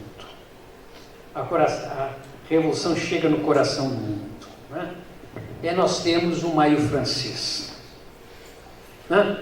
Eu acho que todos vocês já escutaram, já discutiram. Eu tenho até um artigo na internet, está naquele... quando foi o centenário, foi o 2018, né? 2008, fizeram uma série de coisas. Eu fiz uma série de conferências, né? Porque a minha geração é uma geração de 1968. Vocês sabem que na França tem um termo, né, para os velhinhos como eu, que viveram em 68, né? Então, porque é uma geração estragada, né? Às vezes tu chega um filho lá, vai se formar todo arrumadinho, todo vestidinho, e chega o pai barbudo, a mãe ainda com aqueles vestidos, né? É o soixante-huit, os 68, né? Aqueles que receberam o impulso que foram iluminados por esta época. Foram épocas iluminadas. Nós vivemos e vocês não viveram. Se vocês quiserem viver, vocês vão ter que fazer a de vocês, né? Mas é porque é outro mundo. É uma experiência que não dá para passar. Talvez a arte consiga fazer passar, mas não dá para fazer passar. É algo que tem que se viver. A gente vive com a esperança, com a certeza, né, com a certeza, né, do novo. E isso tocou todo mundo. Tocou todo mundo. Tocou os próprios Estados Unidos, né? Na Guerra do Vietnã, a Guerra do Vietnã, aqui é a casa de Trotsky, foi a última casa que ele morou, está toda ela murada. Vocês veem lá em cima, ó.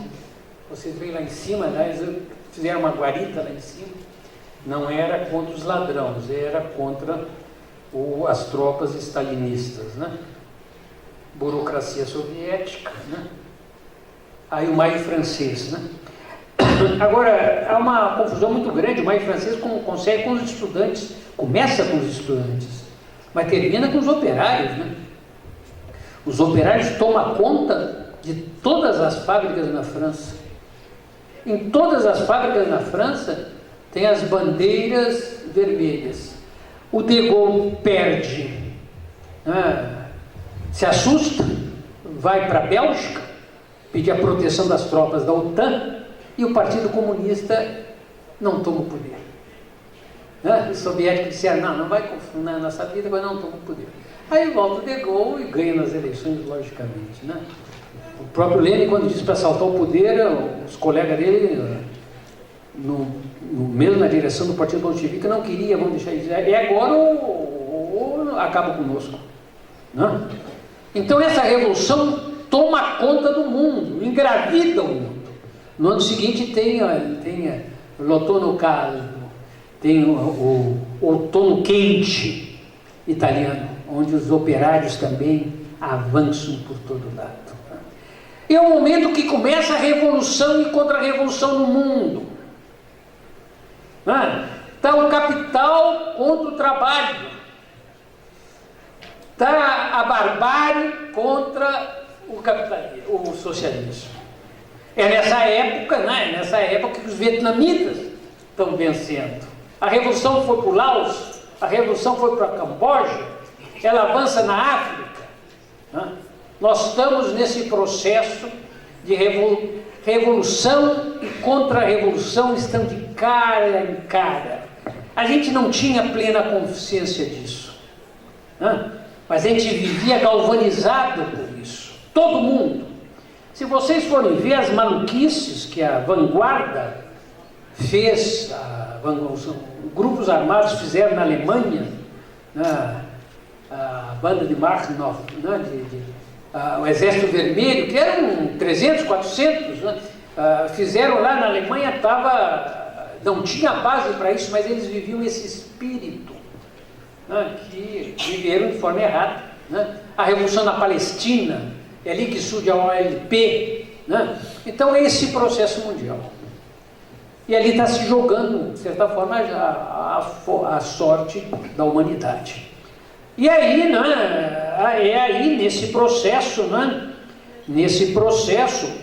a revolução avança no Império Colonial Português, Angola, Moçambique, né? É nesse processo, né, que, né, a revolução avança na América, Chile, né? A Revolução Chilena, a maioria de vocês nasceram depois da Revolução Chilena, né? Eu tive lá, eu fui abençoado, né? Tem que até para o pastor lá. Eu fui abençoado por ter escapado do Brasil, eu era estudante de História da URGS, né? Fui surpreso todos meus companheiros, aí nós pintávamos muros, nós não fazíamos nada que não se faça hoje, né? Eu tive que sair para o Brasil e fui para o Chile, né? E eu vivi os 3 anos da Unidade Popular no Chile. Então é inacreditável a organização, a consciência dos trabalhadores chilenos. Nós fomos recebidos de braços abertos pelos trabalhadores, que era uma classe trabalhadora organizada, consciente e à vanguarda do processo. Não tinha líderes carismáticos nisso aí, né? A Revolução Chilena, né, se expropriou todos os bancos, se expropriaram das minas, se expropriaram as grandes fábricas, começaram a se expropriar os latifúndios, né? Mas a direção não quis tomar o poder, ficou nisso aí. Quando não se vai para diante, se vai para trás, né? Isso se vê bem. E a revolução e a contra-revolução, nesse processo, a revolução não avançou, estagnou, começou na União Soviética, começou a estagnação econômica, nos países do leste começou a estagnação econômica, né? Porque a própria burocracia, ela sobreviveu porque cada ano ela melhorava um pouco a vida da população. E quando tu melhora um pouco a vida da população, a população não reclama. E mais ainda, nos países socialistas, ditos socialistas, se a coisa não melhora, a culpa é do governo. Não tem discussão. No capitalismo, se a coisa não melhora, a culpa é tua. A culpa é tua, porque tu tem que reciclar, porque tu é preguiçoso, porque tu está fora de época, porque tem abandonado o seu trabalho para tentar o empreendedorismo, né? Ou tu tem que desaparecer no buraco. Né? A culpa não é de ninguém, né? A culpa não é de ninguém. Ou tu vai rezar, ou tu pede para o pastor para te abençoar, ou tu vai roubar, ou tu vai para a política. Tu tem que te virar. Não tem. A culpa não é tua. E essa estagnação, né, levou né, a que uma parte, a contra-revolução era violenta, a contra-revolução contra a pressão do imperialismo sobre os países socialistas era enorme. Na época do Reagan, e é utilizado, sobretudo, para vocês compreenderem bem, uma das grandes armas que a contra-revolução utilizou contra a União Soviética foi a corrida armamentista. Logicamente, a capacidade do capitalismo, com toda essa exploração que fazia, era maior. Então, a necessidade da União Soviética de acompanhar essa corrida armamentista, que era uma coisa impressionante, né? Impedia o investimento nas melhores condições existentes do mundo, da população. Né? Num determinado momento, né? Estagna e se quebra. Né? Em vez do muro de Berlim ser destruído, né? Pelo avanço do socialismo, né? Organizando o mundo num sentido melhor, né? Nós vamos ter a queda para o lado errado. Nós vamos ter a expansão e a reconstrução do capitalismo em praticamente tudo, a partir das décadas seguintes, em praticamente tudo o que se havia conquistado até essa época. Agora, essa reconstituição é a vitória do neoliberalismo, da maré, do tsunami, do furacão neoliberal. Mas com a queda da União Soviética, a União Soviética sempre, apesar de burocrata, de tudo isso, era sempre um farol. O pessoal dizia lá, na União Soviética todo mundo tem trabalho, né? Então, na França, na Alemanha, na Itália, eles tinham que cuidar um pouco. Eles tinham que cuidar um pouco para mostrar que nós somos melhores. Com a queda da União Soviética, essa contra-revolução se esparrama através do mundo. E aqui nós vamos chegando ao final. Mais 15 minutos, 20 minutos, eu termino, prometo. Então, e esses são os momentos que nós vamos começar a viver, né? A contra-revolução não é só... Nos países de leste, vocês nem imaginam que foi isso. Há regiões que foram arrasadas. A esperança de vida na União Soviética durante esse período caiu 7 anos. Aqueles países periféricos se desindustrializaram. As condições de vida, claro que muita gente saiu boiando, né? São todos burocratas que se deram bem.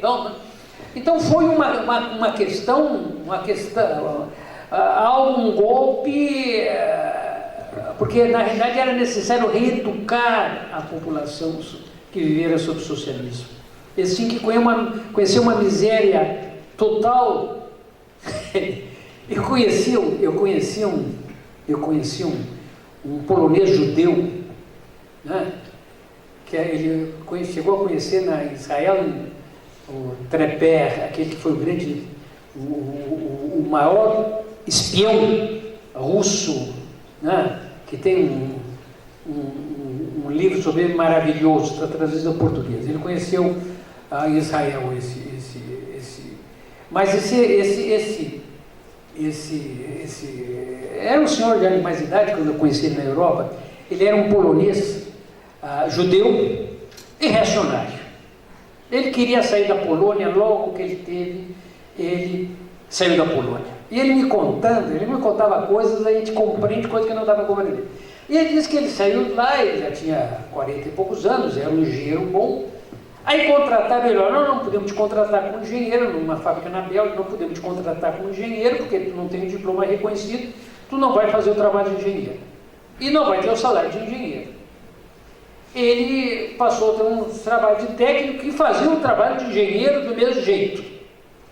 Aí chegou no mesmo momento, ele foi falar para o patrão e disse: olha, não é possível, eu estou fazendo trabalho de engenheiro, eu quero ganhar como engenheiro.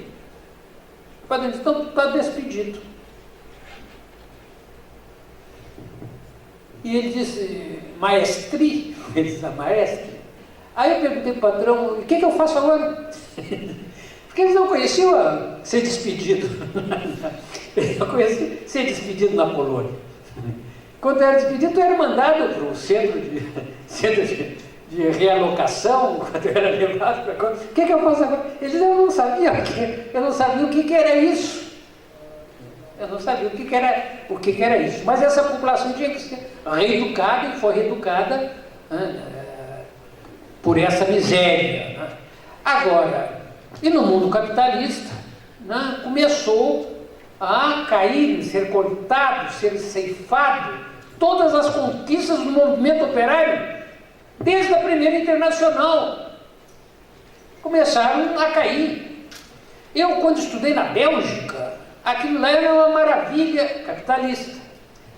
Agora, o meu filho, que está lá, dá aula lá, na arquitetura em Bruxelas, ele me mandou fotos, devia ter colocado aqui, fotos da Gare Central, onde eu pegava o trem para ir para Louvain, cheio de pessoas morando na Gare Central. E eu perguntei para eles: são estrangeiros? Não, são belgas. São belgas. As escolas já não são cada vez mais piores, as escolas já cada vez menos começam a ser pagas, algumas universidades começam a ser pagas, a saúde começa a ser paga, o desemprego, a geração da minha mulher praticamente não trabalhou na região onde ela morava, Le Pays Noir, né, o país negro do carvão, praticamente não trabalharam, ficaram vivendo de salário e desemprego, que cada vez é menor, viraram verdadeiras amebas nesse processo. Então, e esse processo segue violentamente. Na Itália, o número de operários que se suicidam é algo verdadeiramente impressionante. A Alemanha, vê na Globo, a Alemanha, o que tem operário na Alemanha trabalhando por 600 euros, aqui pode parecer muito, 2.100, com isso não dá para viver na Europa. É um número enorme. E o que tem, e essa realidade se impôs, se naturalizou, às vezes está maior. Com a queda do muro, os partidos operários se dissolveram, porque era o fim da história, era a vitória do capitalismo. Os partidos, os sindicatos se dissolveram, ou melhor, se dissolveram, passaram para o social-liberalismo. Os partidos aderiram ao social-liberalismo. Todos passaram a aplicar as leis liberais. Quem acabou o regime social na Alemanha foi o Schröder, da social-democracia. Não foi a Merkel, né? Quem acabou na Inglaterra, a mesma coisa. Foi um laborista, né? Depois da Thatcher, né? Então, na realidade, vocês se lembram, ainda talvez vocês se lembrem aqui nessa época, ficou famoso o Fukuyama, né? O fim da história do último homem, o livro. O livro não vale nada, né? Mas o livro dizia o seguinte: acabou a luta de classe, acabou a coisa, agora nós vamos viver um capitalismo maravilhoso que vai resolver o seu problema. E aí começou a despencar o mundo, né? Começou a despencar o mundo. E através do mundo começaram o assalto, as privatizações na França, privatizações na Itália, privatizações na Inglaterra, por tudo que é lado, né?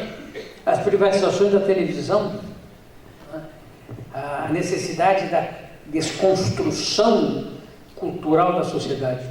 Eu estava hoje falando com um colega que foi me buscar lá O meu filho é professor da escola de Bruxelas, que tem um ensino fabuloso, né? Todo dia, né? Da manhã até a tarde, né? Os professores ainda ganham lá, pessoas começam na carreira lá ganhando 1.200 euros, né? Professores secundários chegam a 3.000 euros no final da carreira ainda. Não, já tem uma porção lá de escolas privadas, estão privatizando por tudo que é lado. Eles, na escola de arquitetura, os 80, 70 alunos que entraram, eles fizeram um levantamento de conhecimento para ver o público que eles tinham. E eles dizem que fizeram 60, 70 entrevistas lá, um questionário. Desses alunos, parece 40, 50%, não me lembro bem o dado, achava que Cristo havia nascido antes de... que Marx havia nascido antes de Cristo. Agora, o que ele estava dizendo, olha, pai, o mais problemático não é esse, que eles eram bons em matemática, física, química. Não era uma ignorância, era uma ignorância seletiva. Né? Era uma ignorância, que para uma escola de arquitetura é dramático, né? Que querem ensinar arquitetura sem ter a visão de mundo, né? Essa coisa. Mas este é o mundo. Este é o mundo que começou em construção. Né? E aí vocês podem conhecer, podem compreender um pouco o que passou no Brasil, né? O que passou no Brasil nesse processo. Né? Só que quem foi um processo, nós tivemos aí, né, nesse processo o Fernando Henrique Cardoso, né, com suas privatizações, né, nós tivemos, né, os governos seguintes, e dá para compreender o que passou com o PT.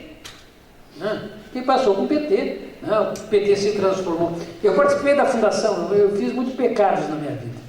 E eu participei da fundação do PT. Né? Eu sou da geração do Tarso, de toda essa gente que virou senador, deputado. Né? E o PT nasceu, o PT nasce impulsionado pelo Ano Vermelho aqui no Brasil. Né? 1979, as grandes greves aqui na ditadura. Né? Eu também estava ali, né? Eu tinha voltado. Né? Essas grandes greves, dava aula aqui, ia para Porto Alegre lá agitar um pouco, por isso que depois me botaram fora. Né? O PT era um partido anticapitalista, não era socialista, era anticapitalista. A CUT era uma CUT classista. Vocês viram o que se deram, né? O que terminaram. Né? Terminaram com parte desse processo. Né? Qual era a proposta? Era a economia social de mercado. Todo mundo vai andar de avião, né? Todo mundo vai ter o seu carro, todo mundo vai ter a sua casa, né? E os capitalistas vão ser os mais felizes do mundo. O próprio Lula diz, quem vocês estão reclamando? Nos meus governos, vocês nunca, o capitalista ganhou tanto dinheiro, o que é verdade. Que é verdade, né? E essa desconstrução, entretanto, essa desconstrução, ela se dá no contexto da grande crise do capitalismo. Né?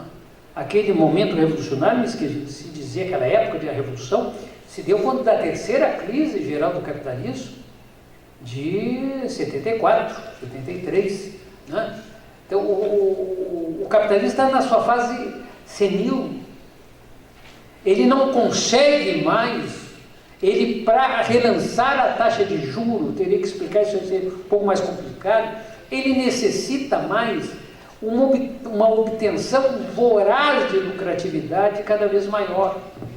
Então ele é obrigado a penetrar em todos os espaços, não, para tirar o lucro desses espaços.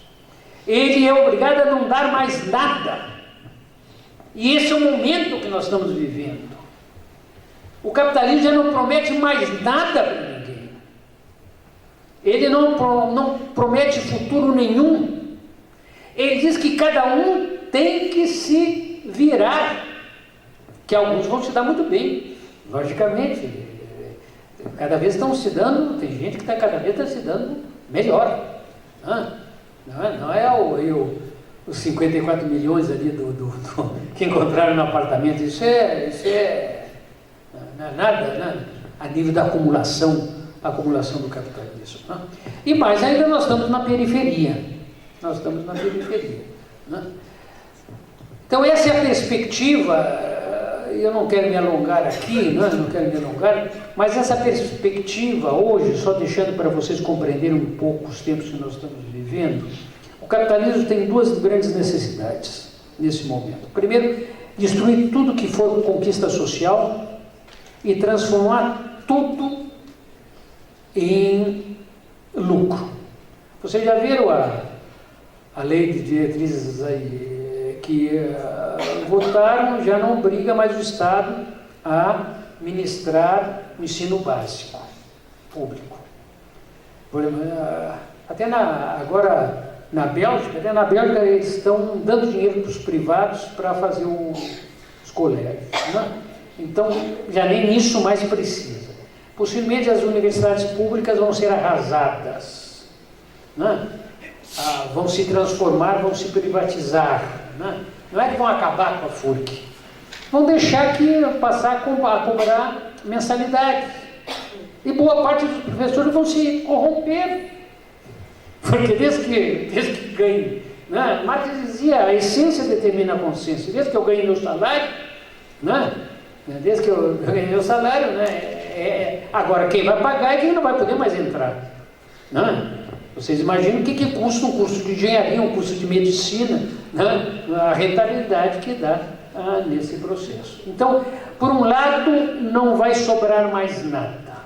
E nesse mundo tem que ser um mundo da inconsciência. Tem que ser um mundo da sem história. Tem um mundo daqueles que acreditam que Marx nasceu antes de Cristo. Ou nem sabe quem é Cristo, nem sabe quem é Marx. Né? É melhor do que isso. Né? É melhor do que isso. Então vocês... Né? E os valores, que são os valores da Revolução, solidariedade. Quem é que fala em solidariedade hoje? Fraternidade. De onde é que se fala em fraternidade? Igualdade. Igualdade se transformou num palavrão. Né? Para vocês verem, né? Feminismo, né? Né? Hoje está sendo tratado, né, a golpes, né? Qualquer proposta de democratização, né, de democratização do comportamento humano. Né? Então, por um lado é isso. E por outro lado, o capital imperialista, ele, para resolver os problemas dele, ele necessita duas coisas. Ele necessita destruir hoje a Rússia capitalista e destruir a China capitalista, para invadir esses espaços e transformar esses espaços, o que deveriam ter sido e que não foram. Né? A época do Yeltsin, ali a Rússia se transformou em parte dos Estados Unidos e do capital alemão de tudo isso. Então nós estamos numa época de destruição social e que aponta em direção a um confronto que nós não sabemos de onde está o fim. Ninguém hoje lá, o presidente dos Estados Unidos não tem nada com a Coreia do Norte. A Coreia do Norte é uma forma de pressionar a China, de pressionar a Rússia. Essa é a ofensiva. Né? Essa é a ofensiva. Então, essa é a perspectiva que nós temos, né? A perspectiva, não é porque depois nós vivemos numa época de contra-revolução. E o mais grave, aí que é o grande problema, que se eu queria deixar para vocês pensarem, é que com essa derrota, a classe trabalhadora mundial conhece uma crise profunda de subjetividade. Os trabalhadores não acreditam mais no seu programa. Os trabalhadores têm dificuldade de se verem como solução da humanidade, né? Então, esses são elementos que determinam, que fazem parte das contradições que nós estamos vivendo hoje, né? Desse mundo feio que nós estamos vivendo hoje, né? E as gerações que estão chegando agora, né? A vocês, né, cabem resolver esse drama. Porque se não resolverem, o que vem aí, né, é coisa feia. Citar mais uma vez aí o Leon Trotsky, né? Ele, quando ele diz que o fascismo podia tomar conta do mundo, naquele momento estava o fascismo subindo, ele disse: se isso ocorrer, nós vamos viver num mundo, é uma imagem bíblica, né? onde os vivos, né? Onde os que vivem terão inveja dos mortos. Então, radicalizando, né? Essa é o mundo que se apresenta por aí, né? Como tendência, gente, como tendência, né? Não é nada, né? Mas é o grande processo. E eu falo isso, né? Porque eu sei, né? Porque eu sou como o diabo, né? O diabo não sabe mais do que os outros, porque é diabo, né? Mas o diabo sabe porque é mais velho, porque eu consegui viver, né? Eu consegui ver, né? E viver essas épocas onde em relação hoje, são um verdadeiro paraíso. E o que está nos sobrando hoje no Brasil é uma coisa muito especial, né? É uma coisa muito especial, né? Como vocês viram, né? Nós estamos hoje num golpe, indiscutivelmente num golpe em processo. O golpe é um golpe permanente, né? As instituições democráticas não funcionam mais, porque a justiça é golpista. Nem sei como terminou, eles estão agora discutindo se vai ser possível, né? Que vai ser possível um ensino religioso no ensino público. E parece que está ganhando, a possibilidade do ensino religioso no ensino público básico, né? Então, para vocês verem se isso é possível. A justiça é golpista, né? O legislativo, né? É uma associação de corruptos, né? Corruptos bem remunerados, né? O exército não vai dar golpe, porque o golpe já foi dado. O que o exército tem feito, vocês têm visto nas últimas declarações. O exército está dizendo: nós vamos determinar a política. O que vocês fizerem tem que nos consultar. O exército disse, o Mourão disse, e o comandante agora, o superior, o general, o chefe do exército, está bem dito. Está bem dito. A sociedade está novamente sob o alto beneplácito das Forças Armadas. Quem chamou isso aí? Quem não reprimiu o golpismo no exército foi os governos ditos democráticos, desde o FHC passando pelo Lula, pela Dilma. Esses generais que estão no poder agora eram os tenentes, golpistas, torturadores da minha época, né? E eles que estão dentro desse processo. Então, as instituições são estas, né, que nós estamos vivendo, e cada dia nós acordamos, né, com um susto maior, né? Vai ter a reforma da Previdência, vai ter tudo todos os males, né, que podem nos esperar nisso aí. Eu desculpe se eu fiz uma apresentação um pouco pessimista, né? Mas não é pessimista, é a realidade. Eu acho que a primeira coisa que nós temos que reagir é ter consciência do que nós estamos vivendo. É uma proposta de interpretação geral sobre esse processo, que eu dei de uma forma muito telegráfica, né? Deixando aqui com vocês a esperança, né, a certeza que nós vamos conseguir resolver essas contradições, né? Porque por enquanto que a vida, a luta. Tá? Muito obrigado.